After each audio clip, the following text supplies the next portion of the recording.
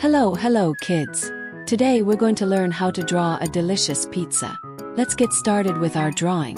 Take out your pens and paper, and with a black marker, draw a large circle in the middle of your paper. Remember, don't close the circle completely because our pizza has a slice already cut out. Because here, the pizza we're drawing is already sliced. Alright kids, you can follow our teacher's drawing technique. Then, inside our large circle, draw a triangular area.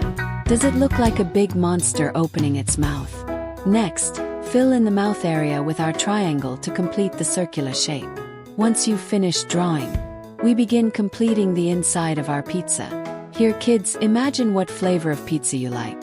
Is it a fruit pizza or our vegetable pizza? You can draw different styles of pizza based on what you like, or follow the teacher's step-by-step method. Here the teacher uses wavy lines inside the pizza circle. Draw wavy lines, then use circles to fill the middle part of the pizza. Kids, imagine, what do these circles represent? Fruit or other foods. After drawing the small circles, you can add some vegetables on top. Or cheese. Yes, adding cheese makes the pizza especially delicious. Think about what other ingredients you can add to make the pizza even more delicious. Make sure to add lots of ingredients in the blank spaces to fill the middle of the pizza. Once you've added everything, our pizza is nearly complete. Next, we move on to coloring. First, take out our red marker to color the middle circles we just drew on the pizza. Pay attention to the teacher's coloring technique. We leave a little bit of white space in each small circle, giving our pizza a crystalline, vivid look. Kids, you can also choose other colors to fill in.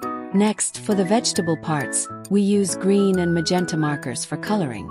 After that, use a yellow marker to color the entire edge of the pizza, as it comes out golden brown from the oven, doesn't it? Crispy and delicious. After coloring with a yellow marker, also use the same yellow marker to color the edges. Once you've colored in all the blank middle areas, take out our purple marker to draw the shadows around the edge of the pizza, making it look more vivid and fuller. After outlining with the teacher's technique, continue to decorate the middle part of the pizza with our markers. This decoration can be thought of as sesame seeds or other embellishments to make the pizza look even more delicious. You can choose another shade of yellow marker to deepen the yellow areas.